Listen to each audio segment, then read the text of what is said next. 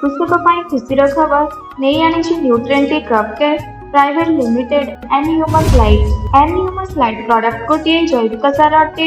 Humic acid, ଫଲବିକ୍ acid ଏବଂ K2 ର ମିଶ୍ରଣରେ ଏହି ପ୍ରଡକ୍ଟର ଉତ୍ପାଦନ କରାଯାଇଛି। ଏହି ପ୍ରଡକ୍ଟର ବ୍ୟବହାର ଫଳରେ ମୃତ୍ତିକାରେ ପୋଟାସିୟମର ବୃଦ୍ଧି, ଉନ୍ନତ ମୃତ୍ତିକା ଗଠନ, ଚେରକୁ ପୁଷ୍ଟିକର ଖାଦ୍ୟ ଯୋଗାଏ, ଫସଲରେ ଅଭିବୃଦ୍ଧି, ଫସଲର ଗୁଣବତ୍ତା ବୃଦ୍ଧି ଏବଂ ଯାହାକି ମୁଖ୍ୟ ରୂପରେ ଫସଲର ବୃଦ୍ଧିରେ ସହାୟକ ହୋଇଥାଏ।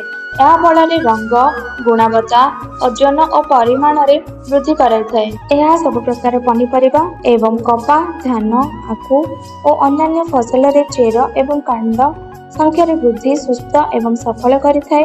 ଏହା ପ୍ରୋଟିନ୍ ନିର୍ମାଣରେ ସାହାଯ୍ୟ କରିଥାଏ। ଅଧିକ ଫୁଲ, ଫଳ ସଂଖ୍ୟାରେ ତଥା ଆକାରରେ ବୃଦ୍ଧି କରାଇଥାଏ। ଏହା ସମସ୍ତ ପ୍ରକାର ପ୍ରତିକୂଳ ପରିସ୍ଥିତିରୁ ଫସଲକୁ ସୁରକ୍ଷା ରଖିଥାଏ। ପ୍ରଡକ୍ଟର ବ୍ୟବହାର କରିବା ପୂର୍ବରୁ ବିଶେଷ ଧ୍ୟାନ ଦେବେ। ଗଛ ଲଗାଇବା 15 ଦିନ ହୋଇଥିବ ଏବଂ ମାଟିରେ ନମି ହୋଇଥିବା ଆବଶ୍ୟକ। ଗୋଟିଏ ଏକର ଜମିରେ 250 ଗ୍ରାମରୁ 500 ଗ୍ରାମ ପର୍ଯ୍ୟନ୍ତ ମାଟିରେ ପକାଇ ପାରିବେ ଏବଂ 1 ଲିଟର ପାଣିରେ 2 ଗ୍ରାମ ଏନହ୍ୟୁମସ୍ ଲାଇଟ୍ ମିଶ୍ରଣ କରି ଫଲ୍ ସ୍ପ୍ରେ ମଧ୍ୟରେ ଆପଣ ବ୍ୟବହାର କରିପାରିବେ। କୃଷକ ବିକାଶ ଆମର ମୁଖ୍ୟ ଲକ୍ଷ୍ୟ। ଧନ୍ୟବାଦ।